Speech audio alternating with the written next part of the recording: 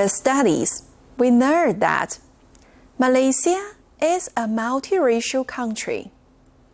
Malays, Chinese, and Indians all live happily together on this beautiful land.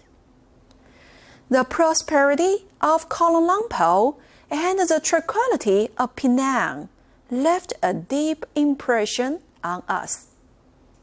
Prosperity and tranquility are the country's keywords. Today, we will look at another keyword, homesickness. Let's start with the story of the Chinese crossing the ocean south.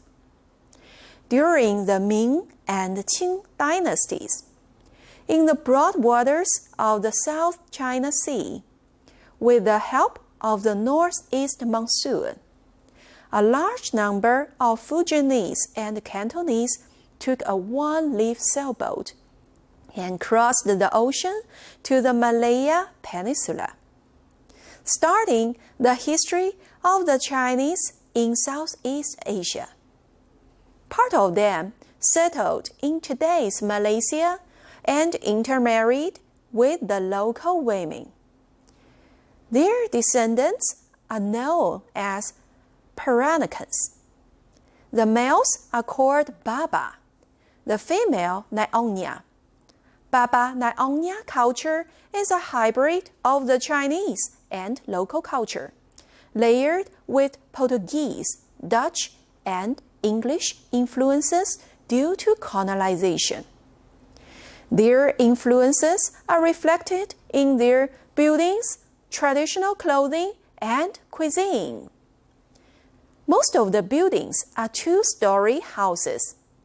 Some are covered by Chinese-style glazed tiles, decorated with Chinese-style screens, lanterns, porcelain, and wooden furniture with marble and pearl inlays. Baba Nyonya also inlaid the wooden lattice windows with European-style stained glass.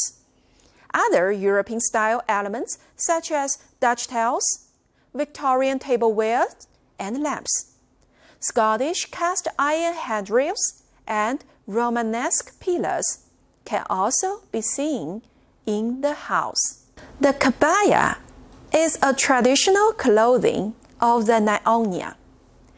It is light and thin, fastened with 3 brooches, containing Western style of low cut and shoulder pads. Kebayas are colorful and include Chinese traditional auspicious patterns, such as flowers, birds, fish, insects, and phoenix. Combined with Chinese traditional hand embroidery and open work embroidery, many styles were merged together. Nyonya generally perform beading and embroidery on a daily basis, and their skillful hands create many exquisite objects such as a pair of beaded shoes. Usually, it takes 2 to 3 months to make a pair of beaded shoes, which makes people have to admire the exquisite craftsmanship of Nyonya. The quantity and quality of their beading and embroidery work is often an important element for being a good wife in their culture. Nyonya cuisine is a unique blend of Chinese cooking method with Malaysian ingredients and recipes. It is tangy, aromatic, and spicy. The range of Nyonya cuisine includes 2 places in Singapore and Malaysia, and the flavors of the 2 places are also different due to their respective eating habits. Nyonya dishes in Singapore and East Malaysia have a sweet taste, and people like to use coconut, Chinese coriander, and dill to cook. The northern peninsula of Malaysia, especially the Penang area close to Thailand, is influenced by Thai cuisine and is more sour and spicy, often accompanied by dried shrimp and shrimp paste. Typical Nyonya dishes are nasi lemak, asam langkasa, Nyonya kueh, and sindol. Nyonya cuisine emphasizes the matching between the tablewares and dishes. Baba Nyonya Peranakan's porcelain is mainly pink and green, with typical Chinese traditional auspicious patterns of phoenix, lotus, peony, and so on. With the changes of the times, the social status and scale of the Baba Nyonya ethnic group have changed from what they used to be. Now, we can only relive the splendor of Baba Nyonya culture in museums.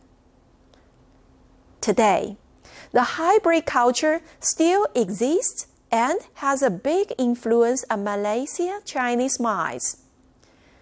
Their homesickness are reflected in many aspects. Homesickness is about the mother tongue. In order to be able to pronounce one's name in their mother tongue, Malaysian Chinese education has experienced ups and downs since the beginning of the 19th century. But with the joint efforts of Chinese from all walks of life, it has well been preserved and has never been interrupted. It is the pride of all Chinese in Malaysia. Homesickness is about inheritance. In order to make Chinese characters an important communication bridge between transnational and transcultural, the Malaysian Chinese Cultural Center, led by Wu Heng Chan, has hosted Malaysia's Chinese Characters of the Year for 7 years, allowing people to feel the charm of Chinese characters and increase their attention to Chinese education. At the same time, it also provides a channel for Malaysian Chinese to reflect social conditions and public opinions. Homesickness is about historic sites. In order to protect the cultural monuments and folk culture of his hometown, Chen Yaowei, who can paint and cultivate with his hands, returned to his hometown and embarked on the road of restoration of historical sites and made great contributions to the success of Penang's heritage application. Homesickness is about food. In order to piece together the imaginary taste of hometown, the early Chinese would add preserved vegetables, fish sauce, blood cockles, and other ingredients of seasoning that symbolize Chaozhou cultural symbols into the fried kwai tiao, and then solidify it into a local cuisine feature. The Malaysian young man Lin Jiahao described the change of Chinese food culture to Malaysia to the 9 Elements Global Secret Realm Search Officer, which make people drool. We have many other examples about popular Malay stars who can speak fluent Chinese and know Chinese culture well. Chinese-speaking singer Liang Jingru and Wu Qixian were once all the rage in the Chinese music scene. The actress Michelle Yang is also Malaysian Chinese. Malaysian young Chinese students are very familiar with the Chinese TV dramas, Douyin, etc. The young Chinese in Malaysia insist on continuing the tradition of Chinese culture. They are also excited for China's development and hope that their cultural home country will become stronger. With such a deep feeling of homesickness, today's diversified Malaysia is still a very special Asian charm. While exploring its cultural exchanges and communication, we have been constantly understanding a kind of national identity which combines the love of one's family and for the people who share their same culture.